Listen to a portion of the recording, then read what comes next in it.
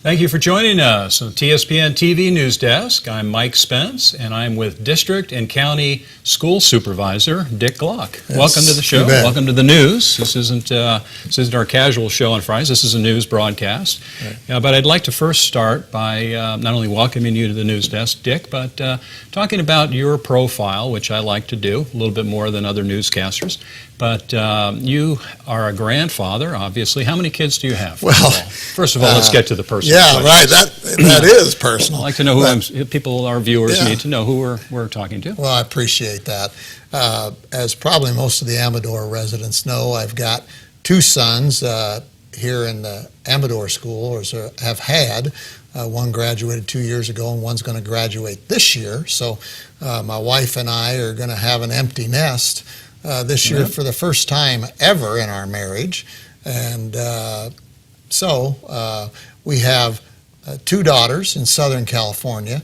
I have three older sons. She and I are yours, mine, and ours, in that I brought three older sons to the marriage, and she brought two daughters, and then we have two sons ourselves. So I have 7 children that I'm responsible for, and 5 of them have gone through college, and we got 2 to go. Yeah, so, well, you still have one son in the school district, and you've had a few kids who have gone through the school system here in Amador County, and you've been involved with the school district here for how many years? Well, this is my 5th year. I'm finishing my 5th year, so next year, God willing, will be my 6th, and I'm certainly looking forward to that one, really more even than the first one, because I think we see some opportunity for growth and in terms of our organization, not necessarily in terms of student population, although we'd like to see that,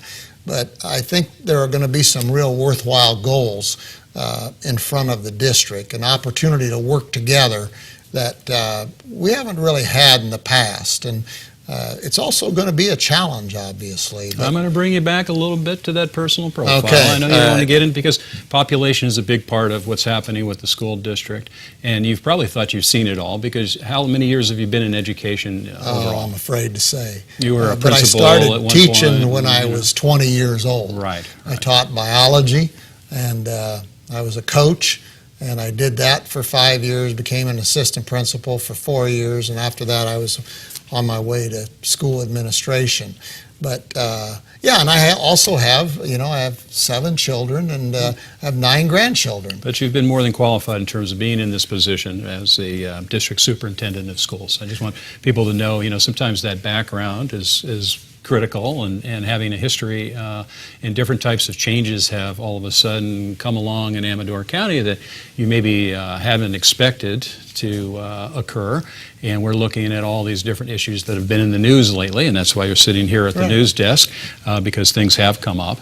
And we want to always think of who's on our school board and who's managing the district in terms of our superintendent, and I think I can preface this whole conversation by saying, we have one of the best school boards, I think, in terms of my confidence in the board members and my confidence in your position and how well you've done.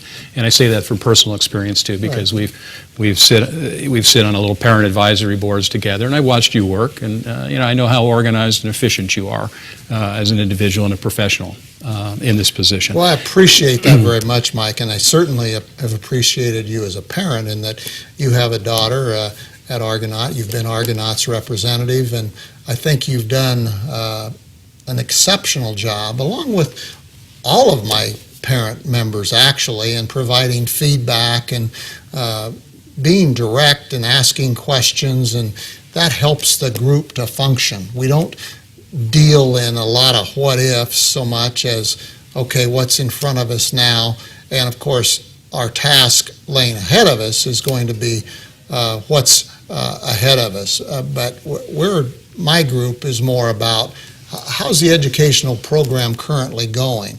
So as somebody who's been close to it, I really appreciate that observation. As you know, it's not an easy job anymore. And I want to say, while you're talking about the profile, I've been a principal the size of Argonaut and Amador. when I first started. That was my first job, was kind of a rural high school. It was a farming community high school, Arlington High School, and it was a great experience, and caused me to want to get further into administration and be a superintendent. But so I've been in high school, and I've had the challenges of high schools the size we have. Some of them are relatively easy, some of them are very difficult, and as you lose enrollment, of course, they become more challenging. I've also been the principal of a high school with 3,500 students and a staff of another 300. So I had 3,800 people on my campus. It was like a city. And that, of course, has different challenges. But connecting the program to every kid is the challenge. And that's the mission and that's the obligation.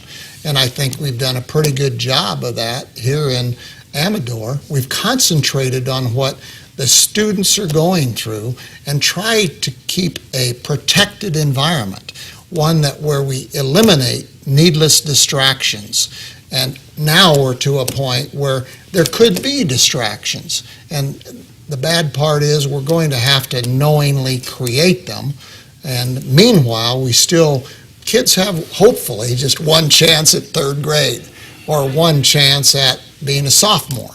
And we want those programs and those experiences to be just as vital and vibrant as when we don't have any big issues in front of the school district. Let's speak a little bit to the history so that our viewers can kind of get a sense of what's been happening, what you're discussing. In 1983, there was a change in some of the schools, and Ione was growing rapidly, and you had Jackson and a couple of different districts all going through a change, and it was unified.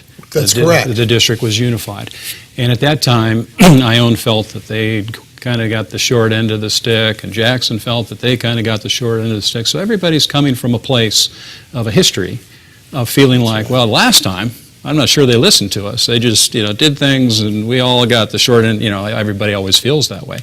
And now that we have this situation with population changing and decreasing, and we have too many facilities and not enough kids, something has to be consolidated. And those issues have been popping up and being pushed down, popping up. And now we have a committee that's been established to try to analyze and make a decision, help the board make a decision as to what to do with the future, which is coming up quickly, in terms of what has to be consolidated, and which school has to be impacted. And I will tell you, I had Gene Mancebo, the last news guest from the water agency. Right. And a very similar issue. And I told Gene, I said, boy, that sounds like the school district. All of your water users are all spread out throughout the county. And we're talking about the people in one area not wanting their water rates to go up, but they don't want to invest in the infrastructure for upcountry with the gravity supply line, and the people upcountry wondering why the people out in the other area of the county won't support their infrastructure that will eventually serve everybody. But it's a county that is so spread out, and all the students and all the schools are different. It's unique to Amador County. Right. So that's one of the challenges that you face, and especially as a board member or a superintendent, as these decisions are being made, they can't be made for Pioneer or for Ione or for Jackson. You can't make the decision based on one specific isolated area. Those areas are all interconnected throughout our county. So the decision that faces the board will have to be a decision made for what's best for Amador County as a correct. whole. You've done an excellent job, Michael, of summarizing that. And you could add the Sutter Amador Hospital to that same dilemma. I was at a community health advisory meeting this morning in which the hospital explained their vision for what's coming down the pike with the new health care requirements, and what they called was aging population. You and I'll refer to it as maturing population. Right. But in essence, we have one of the highest rates in the state, our county does, of people over 65. So what's happening is they have a shortage of service.